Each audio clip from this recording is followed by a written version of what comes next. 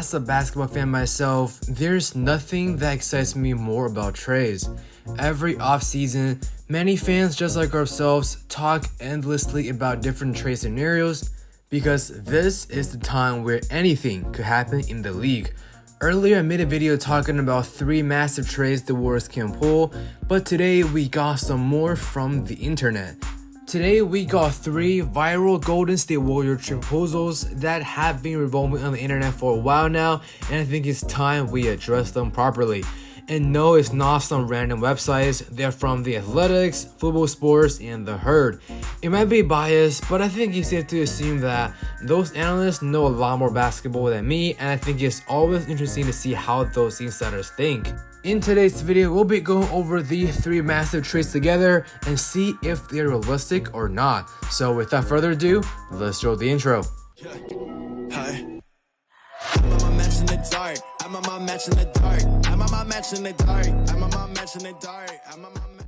Yo, what's up guys, Jason here back with another video. If it's the first time watching, I cover news and reports for every single team in the league. If you want latest basketball news and rumors in your feed, all you gotta do is to leave a like and subscribe so that you won't miss any of my future content. And before we get into today's video, keep in mind that the NBA draft is happening in less than a month. I'll be doing a lot more draft coverage this year, so make sure you guys stay tuned for that. Now, without further ado, let's take a look at this first trade here. According to The Athletics, this trade is with the Houston Rockets. The Rockets will receive Jordan Poole and Jonathan Kuminga, and the Warriors will receive Kevin Porter Jr., Jae'Sean Tate, KJ Martin, the 4th overall pick in this year's draft, and Houston's first round pick in 2025 and 2027. And here's the rationale behind it, quote, I have to admit, of all of the proposed deals, I feel the least confident about this one. Jordan Poole's stock is down some after an underwhelming postseason run, but all things considered, his had a tough season and might benefit from a change of scenery. At his best, he is one of the game's brightest young guards with in the gym range, a sweet handle, underrated playmaking, and a knack for scoring. Kuminga seems to have fallen victim to Golden State's win-now mode and hasn't been able to develop at the rate they've expected. But he's also a talented physical forward that can guard multiple positions, and his potential should pique anyone's interest. Now, from the Warriors' perspective, I'm doing this trade in a heartbeat. Not only are we getting rid of Jordan Poole, we're also getting 3 first-round picks, including the 4th overall pick in this year's draft. I have mentioned about this previously about Jordan Poole. He isn't really the kind of guy I want on this Warriors roster. Extremely inconsistent with poor defense attribution. On the other hand though, Jonathan Kuminga is a bit tough to let go because he is so far getting better and better every single season. The truth is, because of the fact that the Warriors have a lot of proven veterans, these young players don't get much time and room for development on the court. But looking at the return from this trade, it all makes perfect sense now. Right off the bat, I would love to have Kevin Porter Jr. This year, he's averaging 19.2 points, 5.3 rebounds, 5.7 assists, and 1.4 steals per game, while shooting a solid 36.6% behind the arc. Of course, he's definitely somewhat of an X factor off the court, but on the court, he's a star to watch. And I think this is going to finally address one of the Warriors' long-lasting needs, which is backup point guard for Steph Curry.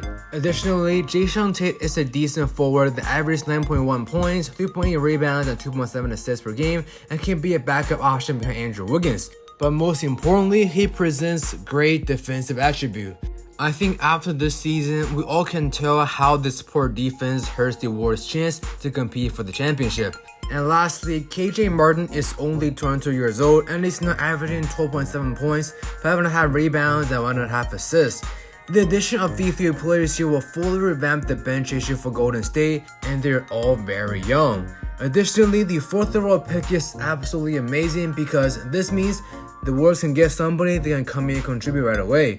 Don't forget, Golden State also has their own late first rounder this year, meaning they can trade up a few more spots if there is someone that they really want. And last but not least, this trade will save the Warriors about $10 million in cap, which they can either use to sign veteran players or extend their starters. And to wrap this up, here is what the Warriors starter Anthony Slater has to say. Quote, it's an intriguing offer, especially if the Warriors scouting department loves somebody at the 4th spot, or if Scott Henderson or Brandon Miller escape the top 3. The problem is, it creates the same sort of problem the Warriors are trying to solve, flipping young for young. They have an urgent need for players who are ready to contribute to title winning in Steph Curry's fading window. Kuminga hasn't been yet, Paul flamed out spectacularly in the playoffs, and it's about to get expensive. Will Porter, Martin, Tate, and whoever they get at 4 give more in any given series? Maybe. Tate has some defensive qualities that could translate. Then maybe you could reroute Porter in the 4th pick for an established veteran. It's at least an offer from a value perspective. The Warriors will have to debate internally. Moving on, we have another trade idea from a former NBA player, Gilbert Arenas. On Football TV, he suggested that the Golden State Warriors should package Jordan Poole and Andrew Wiggins to Celtics' Jaylen Brown. Right off the bat, this trade can happen because the Celtics will be taking on an additional $21.2 million in cap, so the closest thing we can do is to add in one more veteran player here, and I think Malcolm Brogdon could be the one.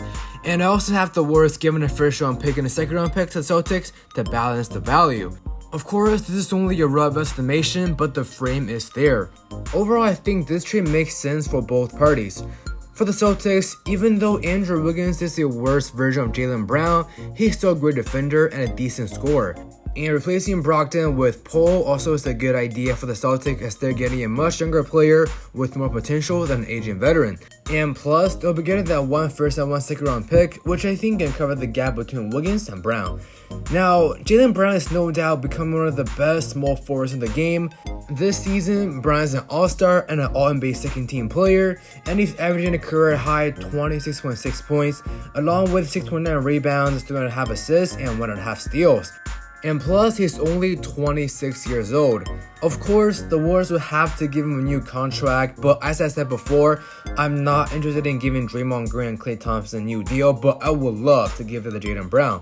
Most importantly, after playing against the Celtics last year in the finals and now watching him battling the Heat, we already know he's going to be a fierce defender on the defensive side, while at the same time being an efficient scorer on the other end. Malcolm Brogdon, on the other hand, is now averaging 14.9 points, 4.2 rebounds, 3.7 assists, while shooting 44.4% behind the arc. He can either be a starter or be an elite backup for Steph Curry, and I have no problem with that at all. Instead of Jordan Poole, I would love to have the aging veteran in Malcolm Brogdon to lead the second unit. Now, this trade will indicate that the Golden State Warriors are going all in to win now, which is what I think is the right move to do because the worst thing that could happen now is wasting Steph Curry's talent and that fading championship window. To me, the Warriors might need to involve a few more trade chips here and there, but overall, I have no problem for it. I wouldn't mind giving a bit of the future away to use these next 2 or 3 years to get Steph Curry one more championship. It's also pretty interesting to note here that Jaylen Brown played college ball at Cal, so bringing him back to the Bay is something also to watch for. Lastly, we got this interesting idea from the show host himself, Colin, on his show The Herd, and the trade is for LeBron James. This to me seems absolutely absurd, but according to NBC Sports, the Golden State Warriors now have the 3rd best odds among all teams to land LeBron next season. So let's talk about it. The trade package Colin gave us here is the Warriors combine Andrew Wiggins, Jordan Poole, and Jonathan Kuminga to exchange for LeBron. Without even going through any further detail, this is a big no to me. LeBron is now 38 years old and maybe he got 1 good year or 2 left.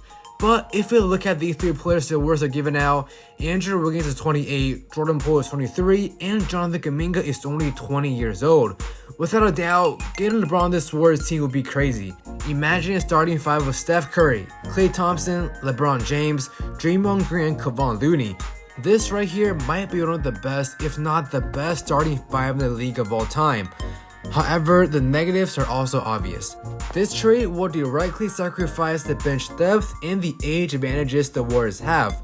It will be fine if the Warriors can win 1 or 2 titles in these 2 years with LeBron, but if not, this trade simply is not worth it.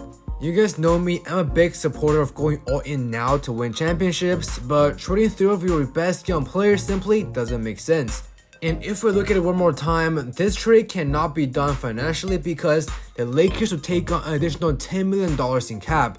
Most importantly, the Lakers have a ton of free agents, so the Warriors here somewhat have the leverage because getting Wiggins, Poole, and Kuminga while filling some of the biggest needs all he has, and Wiggins and Poole can also be instant day 1 starter. Now, if in this trade, the Warriors can get a guy like Jared Vanderbilt or a sign and trade for Rui Hachimura or Lonnie Walker, I might consider it. But if not, I think packaging Jordan Poole, Andrew Wiggins, and Jonathan Kuminga for LeBron simply makes no sense. To be honest, I want to do this trade in my heart because watching Steph play with LeBron would be a dream. But my head is rationally saying no to this. Like I said before, I want the team to go all in, but not to a level where I sacrifice this much for only another 1 or 2 years to compete. Alright guys, that's all we got for today's video. Let me know your thoughts in the comment section if you think any of these 3 trades here are realistic. And if you enjoy the content, don't forget to leave a like, subscribe, and follow me on social media with all the links in the description box down below. Once again, thank you guys so much for watching this video, and I will see you guys in the next episode. Peace.